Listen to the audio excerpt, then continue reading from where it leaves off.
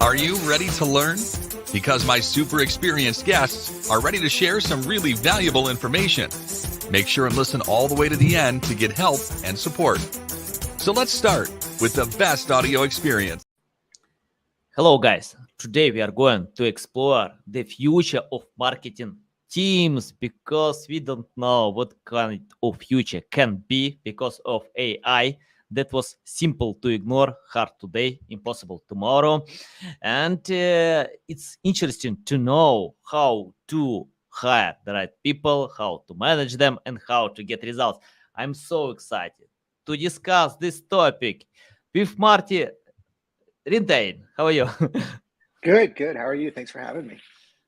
Yeah, big pleasure. Marty, before we start, just tell more about yourself, experience, background, and about your second name, German second name, how to pronounce in the right way. Yeah, it's Marty Ringlein. So like a ring and a Ringlein. line. Yeah. But yeah, 2 decades of experience. So I'll try to sum it up really fast. I started as a computer science undergrad, got into design, got into front-end engineering back in the early 2000s, which was a pretty rare skill set to be able to do design and to code.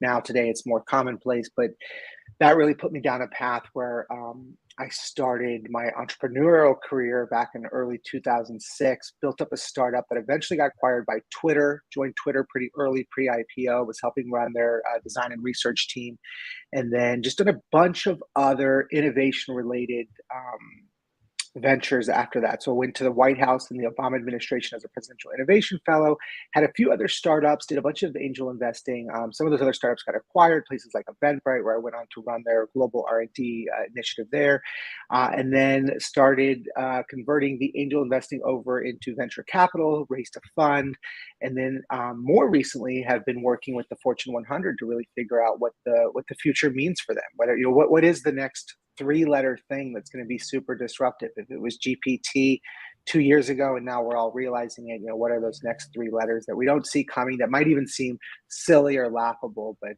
will fundamentally change our core businesses. Nice. Yeah, love your experience. Love it. Especially you started in data science, so you can feel like fish in water, with this AI era. Can you tell for someone who is going to adopt today? Because I see many companies pay attention to AI.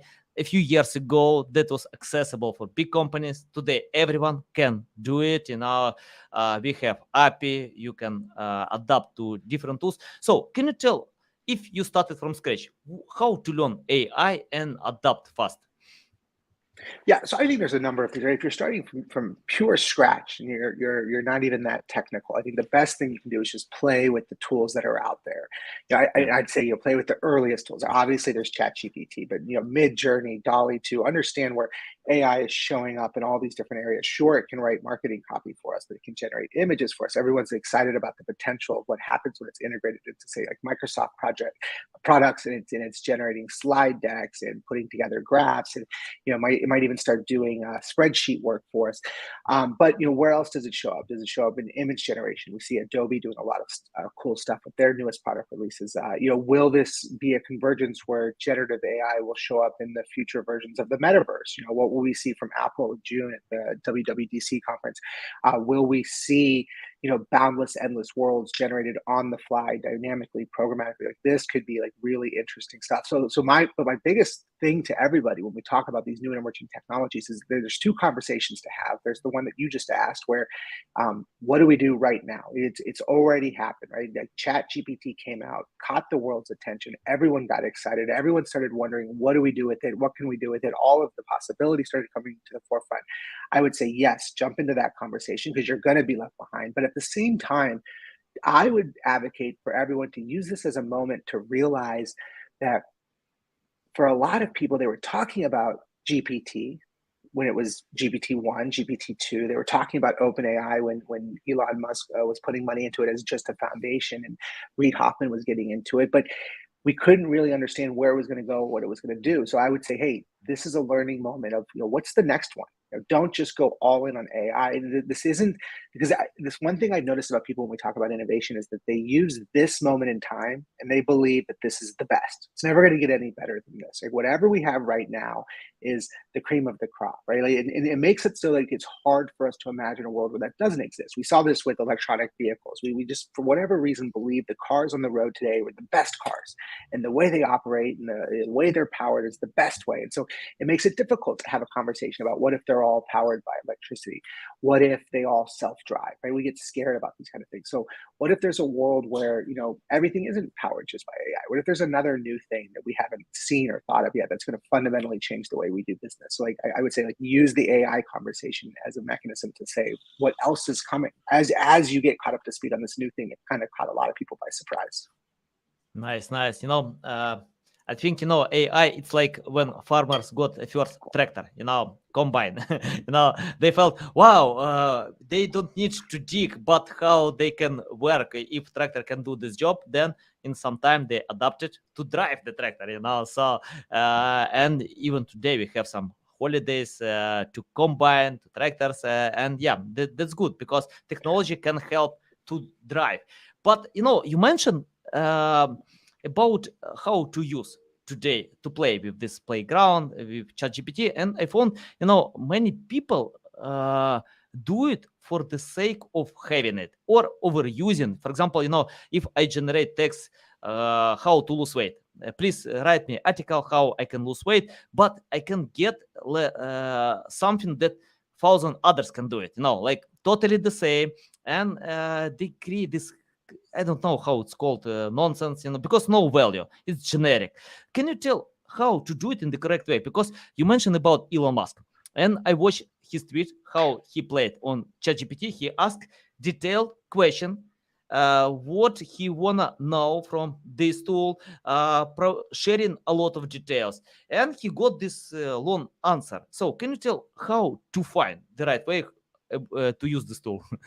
Yeah, so I mean, I think it's a tool, and it's not a displacement. It's not a human replacement. So it's a tool. It's an augmentation of how we do work today. And I think that answer to that question, the hard truth is that it's individualized to each individual person and each individual job. Like they've got to go figure out how will this help me do what I do, so I can do more of it, and I can do better with everything that I do. And I think that's the ultimate question. When I think back to the tools, you could have asked the same question about the emergence of the internet. Powerful tool today, but when we're first getting exposed to it in the early 90s, there's nothing there that you couldn't have got from an encyclopedia, that you couldn't have got from talking to an expert, going to a conference, going to a panel. All that information existed. It was just inaccessible, harder to get, and it took longer. And this internet speeded everything up. So same thing here, where I look at like a chief financial officer at any Fortune 500 company.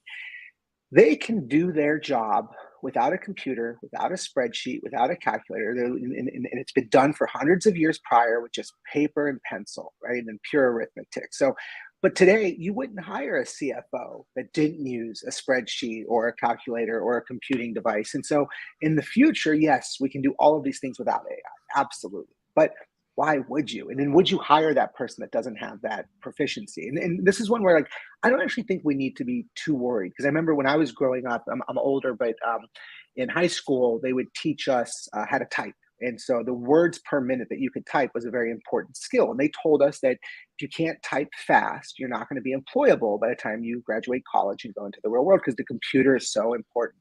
Turns out that once we get that cell phone and we start SMSing our friends, we type so quick and we're so fast, and nobody cares about words per minute anymore, because we're all really fast, because culture adopted around it. So I think we don't teach kids how to use the internet, right? They know how to use the internet. It becomes intuitive. And so the same thing, we're not going to really teach kids how to use AI. We're not going to teach them how to be better with it, because it'll be the equivalent of like using the internet, using a computer, using typing words per minute. It'll all be inherent. It'll be very quick, because it'll just be a natural part of how they do everything, which, again, if you go back to the 90s, that would have been a very scary thing. And that's why most of the computer literacy programs, much as the computer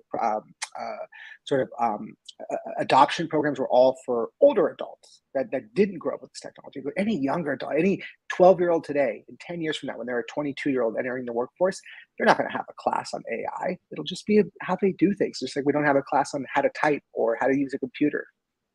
Yeah. By the way, you remind me my son. I found that I don't need to teach him how to play online games. I No, don't know how he can learn it, but he is the best at that. he I, teaches you probably. yeah. I can only limit his time, to play That's right. on these games. But Which is what happened in '92 when the internet's first coming mhm, around. We got America Online, got America Online, but they charged per minute back then. And so what my father would do is he showed me a computer, he showed me the internet, told me what the internet was, and I could search for anything. I didn't need to search for anything, so it felt useless to me at the moment. I mean, I'm like 14, but he had a timer, and I got 1 hour because they charge by the minute. So he's like, you get 60 minutes and I get to use the internet. But but we've been doing the yeah. same thing forever. Yeah, nice. I want to ask about your experience with investing or investing money in the right way. Because, for example, I know a man who bought Amazon in the beginning of Amazon company. I don't know how much he has now. A lot. He's so rich man. And for example, Gary Vee mentioned that he bought Twitter, Tumblr, Facebook in the beginning when the price was low. Today, this company, billion-dollar companies, a lot of money. So, can you tell how to find the right way of investing? I mean, like on these startups, because, for example, Clubhouse. When Elon Musk shared about Clubhouse, many people thought this company will cost like $100 billion. But today, nobody knows about Clubhouse. I don't know if it's worth your time or not. But can you tell how to make the right decisions in investing? Yeah, Clubhouse is a great example because there's two things I'll say for investing that it's my opinion. Not every other investor agrees on this, but one of them is I like to dream about the future. What will the world look like 3 to 10 years from now? I have no idea. Right? Are there robots powered by AI that mow our lawns and do everything? Are there flying cars? But let's have that dream. And I think everyone should have their own version of the future, realistic, based on practical evolutions of technology that they believe in, and have a really strong conviction for that. And then I think you think about all the dominoes that would need to fall for that future to come true. What are all the things that would need to occur? Because the futures that we make up, this hypothesis, it's a big if. It's a multitude of if statements. If this happens, this happens, this happens. Like I'll take the metaverse for example. The metaverse is not worth investing in if we do not spend ultimately as much time there as we do our iPhones, right? If we Mhm. do though, if your child today, when they grow up to be a 25-year-old consumer, if they are in the metaverse as much as we are on our cell phones, the metaverse is absolutely something worth investing in, right? Because one thing people don't talk about with the cell phone, because it's gross, is that it's the last thing we see before we go to bed. It's the first thing we see when we wake up, because a lot of us, it's our alarm clock. But we take it to the bathroom with us. Like that's disgusting, but we all do it, right? And so if you take the metaverse to the bathroom with you, absolutely a place you have to invest in, right? But that's a big if statement, And now, what are all the things that are going to occur? Now, one of the biggest dominoes to occur is someone's going to have to create a really great consumer device that is accessible, and accessible is like affordable also. And right now, I would say with what Oculus has from Meta, is what I would call the Palm Pilot of cell phones, right? We don't even have the BlackBerry yet, more or less the iPhone. But one day, someone's going to make the iPhone of the metaverse, and that'll change everything. Now, if that thing never gets made, never gets created, never gets adopted, this is not worth investing in, right? But I have the conviction that this is coming, and that children who are between 10 and 12 now will grow up to be what we call metaverse natives, the way we had digital natives and mobile natives. And so we'll have this next generation of people who live their life in these virtual environments, and then their virtual identities, they're actually going to start to value the digital identities more than their physical identities, which is a scary thought. We don't like to think about it. It's uncomfortable, but that's the thing that I would invest towards. And so now I start looking for all the startups that are building around the dominoes I think are important, right? And so Clubhouse is an interesting one because it hits during a unique time, the pandemic, right? We're all stuck at home. We're looking for new, interesting ways to connect. This audio first thing seems really new and compelling. It's a way to do it while you multitask with the other things you're doing in your life. But I would say my second thing, other than predicting what you think the future will be and having conviction around it, the dominoes, is you got to be a user of the product, right? So you have to use Clubhouse. You have to get into it. And you have to ask a bunch of questions. When I first got into it, yeah, first 3 weeks, this is amazing. This is wonderful. I wish I would have thought of that idea. This is genius. But then after week 4, I'm not using as much anymore. Yeah. The content is bland and boring. Elon Musk came on once. He wasn't a user of Clubhouse. They invited him. He did one time, one show, and he never came back on again. That's where it's like, okay, it made it very clear to me from day 4, where I'm in love with this thing, to week 4, it's not a company. It's a product. It's a feature, right? It's something that we learn LinkedIn can build in a couple weeks. Twitter can build in a couple months. And Yeah. then now everyone has this thing, right? The equivalent of stories from Instagram. So that's when we're, yeah, if you had forced me to make an investment decision within 4 days of using the product, I would have made a really bad decision. But it isn't how I invest. I want to put a little bit more time into it. I want to become a user of the product. I want to become fanatical. I want to be all in on Clubhouse until the day I realize I don't like this anymore. And I think if I don't like it anymore for these reasons, the rest of the world might agree with me. And turns out that's relatively true. And so it would have been a really bad investment, which is why I stayed. Once I decided to take away bad habits, to take my iPhone in the bathroom, and it's boring, guys. It's boring. It's better to wash your hands, if you spend time without iPhone. So and by the way, I tried like Clubhouse, but I found when you create content, when you spend time creating content, but if you just have this meeting, you can share value, but nothing happened after that. You have no recording, you have no content after that, just one time. That's why I decided to quit Clubhouse. And probably many content creators dislike this as well. When for example, we record audio podcast, we can have it on Spotify, Google, Apple. If we film videos on YouTube, we have it. But if you record on Clubhouse, you can forget about your time. And that's the thing where I, as someone who spent a lot of time in product management, product development, I just feel like they were making a lot of bad decisions. They took way too long to launch the Android app, and they were stubborn about that. They were stubborn about Android, and they shouldn't have been. And then this is one where I don't fault them, because they had conviction with what they believed was the best product, but they were very stubborn that this is a live only experience. And so they refused to build in recorded versions where you could go and listen in later, or if you joined in late, you could catch up. And that is what ultimately killed them, because during COVID, none of us have anything to do. So we can all tune in live to listen. But after COVID, we go back to normal. We're doing our lives. We're going out to happy hours. I can't tune in the exact second that you're going to have your show. And the fact that they didn't think to build in things where I could watch, I could listen later, I could catch up later. Like that is what I believe ultimately killed them. But I appreciate that their product team had conviction around what they believe was a differentiator, but it was just the wrong call. Yeah, especially when you join a room, when people spend some time by sharing, you have no logical structure, so many things are not good there. Okay, I mentioned it about investing in recession. For example, I often speak with some people who can tell me recession is coming, and I get this conversation from 2017, 2018, before COVID, then COVID came, and many told, it's recession, but I don't know even today it's recession or not, because I usually check out SP 500, I check out other stocks. I can see, I don't know, they go up, down, but it's like stagnation. I don't know. Can you tell how to invest today? Because I have some investors who don't know where to invest, what to do, because it's hard to predict what kind of future will be.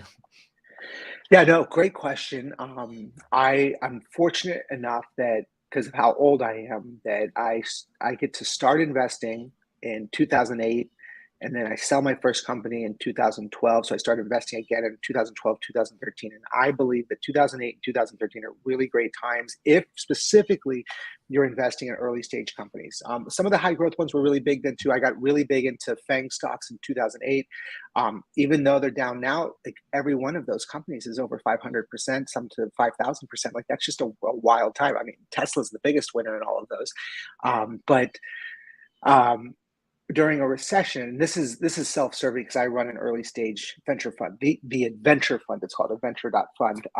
But early stage companies, they're traditionally built during bad economic times, and we've just seen this historically. Even if you go way back to the Great Depression, some of the biggest companies that are known today, like State Farm Insurance, come out of that time.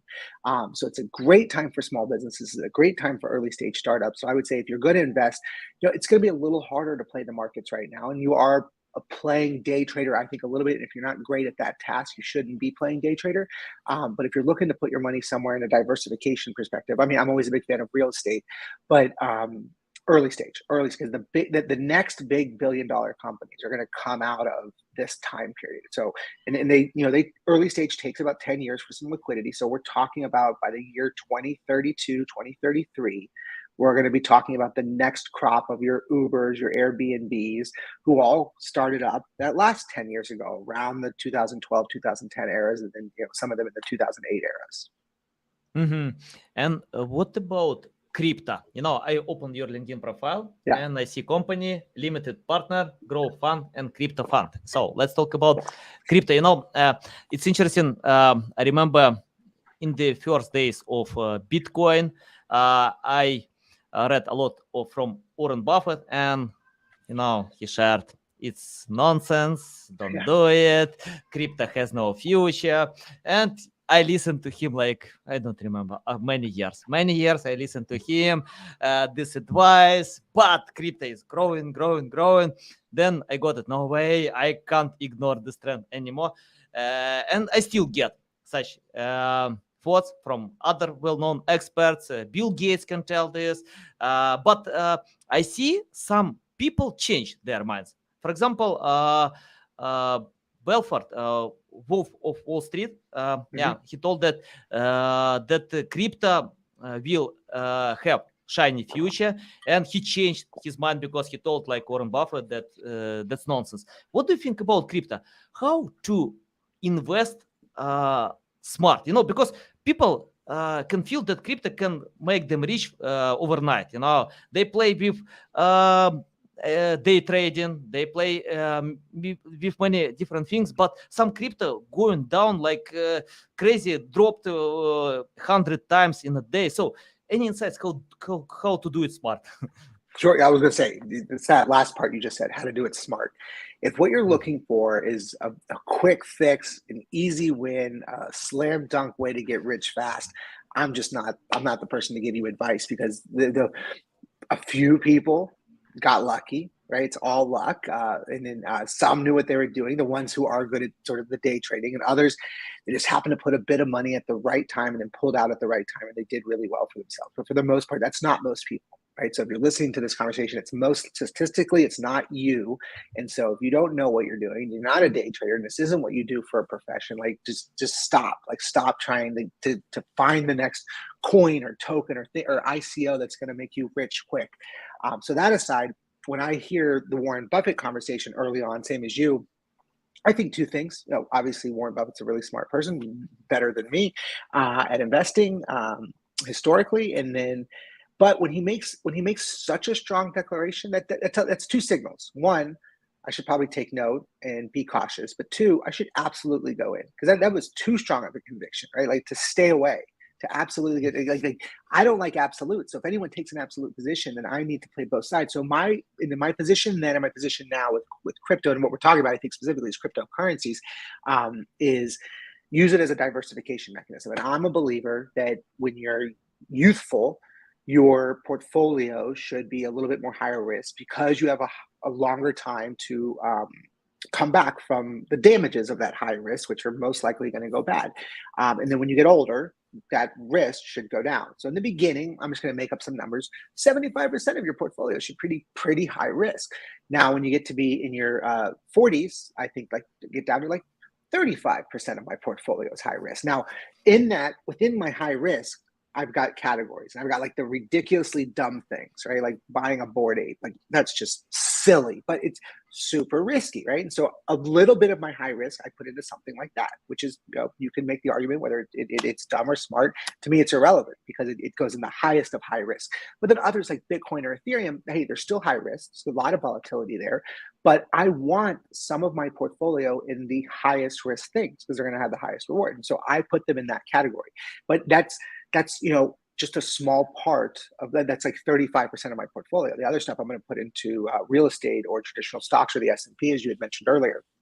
So I think diversification is like the most important thing. But to get back to crypto beyond currencies, because I'm not just I wouldn't put all of your eggs into one basket in terms of cryptocurrencies and trying to pick the right one or a portfolio of them.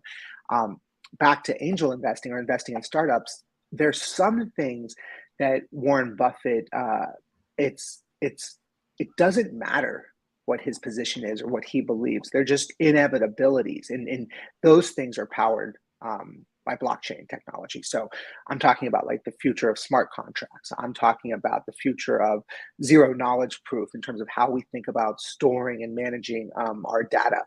These things are seemingly irrefutable. Like they're just coming. And so, more things will live on chain. And so when I think about investing in crypto, I'm thinking about the companies that are powering these things, the companies that will, think about the future of legal documents or money movement beyond just currency conversations.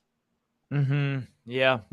By the way, I help a few clients, with SEO for crypto, forex, binary options, trading, and I found they trade on crypto, but not like many people. For example, if crypto is growing, they don't invest. But if it's going down, they invest. So, and I spoke with them many times, how they learn, how they analyze, and they, they told me, don't read news. Don't read news because it's a big manipulation. If you take famous resources like Bloomberg, investing.com, you can get what everyone can get. So, but it's better to analyze more deeply some places where most people ignore. So, and they usually invest in crypto that dropped a lot. I don't know how they analyze all of them, but they found crypto that dropped a lot. Then after that, they invest, to get this recovery. So yeah, I think if you don't know how to do it, it's better not to do it. Yes, or yes, which don't is put hard all to tell eggs. somebody when they, just to say somebody young who's got $2,500 and they want to put it all into one thing, because it just seems futile to them. If I say, hey, if you're 2,500, only put 500 into crypto and then put the other somewhere else, and buy a little bit of Tesla's fractional shares of Tesla or Nike or some other brand that you love that will most likely go up over time. It feels hard. You want to just go all in because if I tell you I'm going to turn your 2,500, you're going to put 500 into it, and then I 4x it, which is pretty hard to do. I'm going to 4 times your money. It's just like you just didn't get a lot. When everybody wants to be a billionaire or a millionaire, it's like with 2,500, yeah, you would need like an impossible thing to occur. So I get why people do it, but I this is one of those ones where like get your $1 million, but like over a longer period. Like don't try to squeeze it in over like the next 18 months. Nice. Okay, let's talk about NFT. Crypto. Okay, I can feel crypto like money because I pay crypto. I probably like 10-15% of all my payments in crypto. So I can feel like it's money, real money, because people accept USDT, Bitcoin. So why not? I can use it. But what about NFT? It's like pictures, some other digital assets, and even Gary Vee told that most NFT, like 99%, will die. So is it a good idea to invest in NFT, and what kind of value you can get?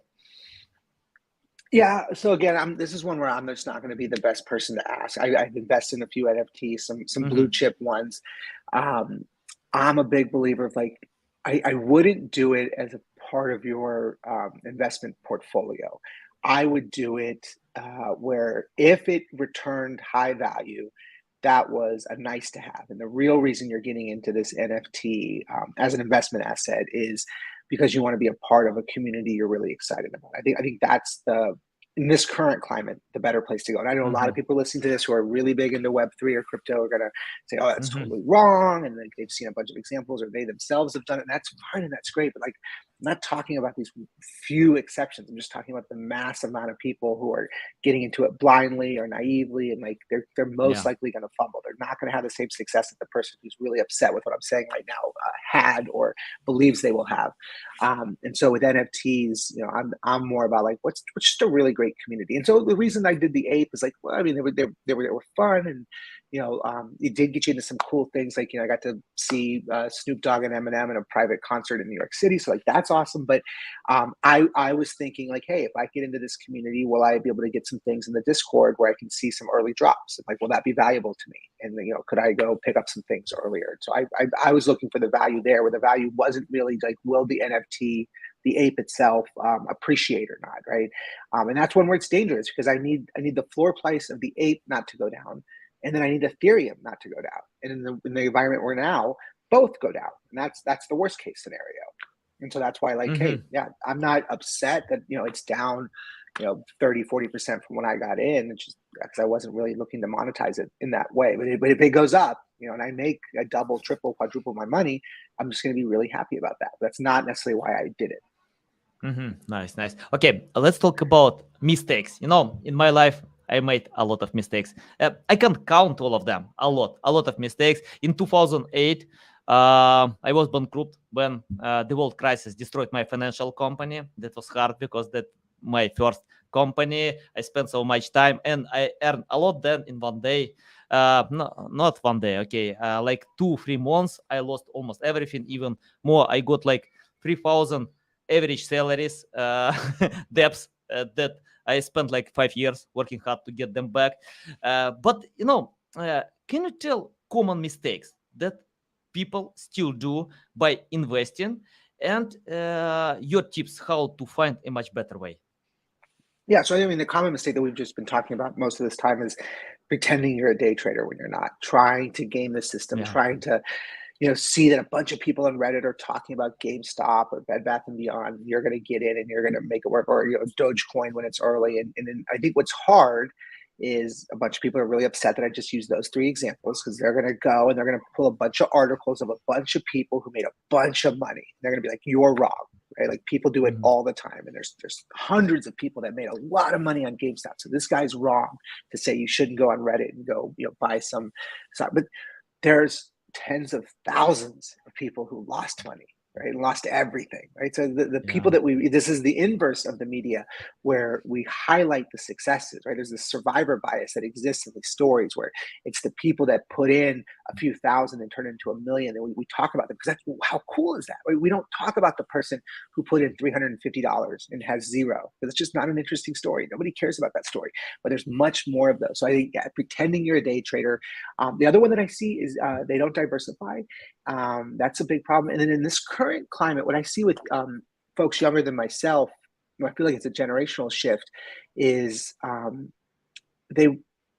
there's a feeling that you're because you work hard, you're deserving of some nicer luxury. So I see it's very uncommon now, especially here in New York, that people have multiple roommates. Now, when I was coming up right out of undergrad, you'd have like 3 or 4 roommates, and sometimes you'd even share a bedroom. I even remember there were people who's like, they would turn their living room into a bedroom just to get more people in to reduce the rent.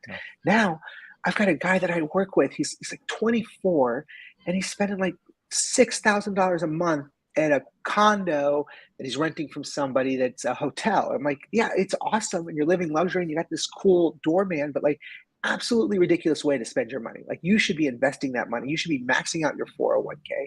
So I think, and I get it though. Like, you work hard, so you think you're deserving of this, you know, vacation or this nicer watch or this nicer car.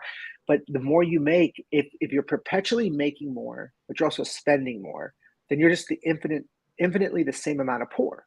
And so you're never really growing your wealth. And I think that's a hard thing for people. There's a lot of people again who are listening to this. They're like, no, this dude's wrong. Like, I deserve this.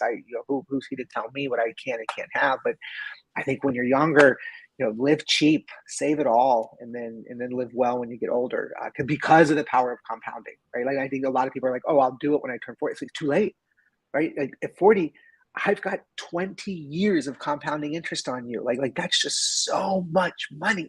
And if you're going to start saving now, you're just never going to catch me. Yeah, love it. Yeah, awesome. Yeah, I remember I read a book about financial freedom, and that was I got that you need to save even to buy coffee. People can buy coffee for $4. But for dollars, if you do it every single day, it's like how much? $120. It's a lot, good money that you can invest, so you can save in funding. And I think I spoke with some rich people. They have t-shirt for $4-5. So cheap t-shirt, and they bought this t-shirt. I don't know, with discounts. But I spoke with a few people, students who proud of Gucci t-shirt. Gucci. Why you need to have this t-shirt? I don't know. If you have no money, why you need to have iPhone? You can have iPhone if you film videos, if you create content, if you earn money. But if you don't do it, you don't need iPhone. You can buy some cheaper. Yeah, I was at a conference recently for designers. I started my career as a designer, and so I still go speak. And there was a bunch of young designers in college, and they were talking about some of the hardships and how one of them was that they can't afford, well, student debt came up, and I understand, but they can't afford the latest MacBook Pro. And I'm there wondering, why do you need a $3,000 laptop? Like, when I could do anything they can do with $200 PC Acer from Walmart and in Figma. Like, I don't need a $3,000 MacBook, but there's this idea that you need, without the latest machine and the latest software and the latest iPhone, I can't do what the professionals do. Like, that's absolutely ridiculous. There's the idea of the hustle or the grind or like the creative spark to like persevere despite all of the obstacles seems to be gone. And so that just like infuriated me, that their biggest problem was that they can't afford the new. And I'm looking at his laptop's like 4 years old. It's like, that's a great laptop. Like, there's nothing wrong with this laptop. Like, why do you think you need this really expensive thing? But there is this perception. Yeah, nice. Marty, I have the question about your experience. If you started today from scratch, without any experience, knowledge, skills, what will you do today to learn more about investing? Oh, to learn about investing.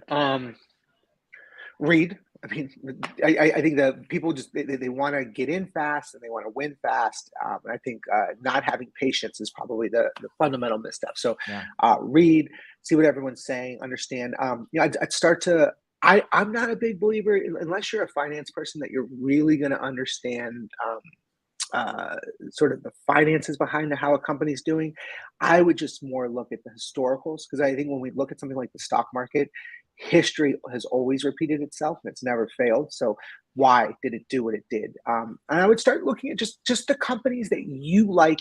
This is where I always tell my friends who ask me how to get started investing. I'm like, just start with the companies that you are a customer of. Like what do you, or you're a happy customer of, and then you gladly go back, right? Like, we talked about the iPhone. I'm a huge Apple customer, right? I will, number one computer I'll buy is an iPhone. The number one phone I'll buy is a laptop, MacBook Air, MacBook Pro, iPad, iPhone. So I'll buy everything Apple, and I'll spend thousands of dollars, right? So I should buy Apple stock. And what I should do is I should keep buying Apple stock until the day that changes. So the second that somebody comes out with a phone and I say, oh, maybe I won't get an iPhone, I should sell all my stock, right? Or the second that somebody comes out with a laptop and I say, oh, maybe I won't get a MacBook, I should sell my Apple stock. I'm a big fan of the Tesla. I think for anyone that hasn't driven one, it will change your life. It'll be hard to ever drive another car again, because it's that good of a product. The day that that's not true, right? Like, that is, because people always say that Teslas, they'll compare it to like Porsche will make some like electronic EV and say, oh, like Porsche's getting into the game. Tesla's not an EV. It's a supercomputer that happens to not use gasoline. It has nothing to do with being an EV. It just really is its own beast. It's not even a car. It's a supercomputer that can move you places. And so when that's not true anymore, when I don't have that same level of excitement, get rid of it. And so I saw this with Peloton. When people loved Peloton, and they really loved it during the pandemic. But then my question was, hey, you're riding it every single day. Let me know as soon as that changes. And they're like, oh, well, Marty, I skipped a day. Okay, cool. Let me know when you skip a week. Okay, Marty, I skipped a week. Okay, let me know when you skip a month. Oh, so you're telling me that bike is sitting in your apartment. You haven't used it in a month. Sell. Right? Get out, because it's probably not just you.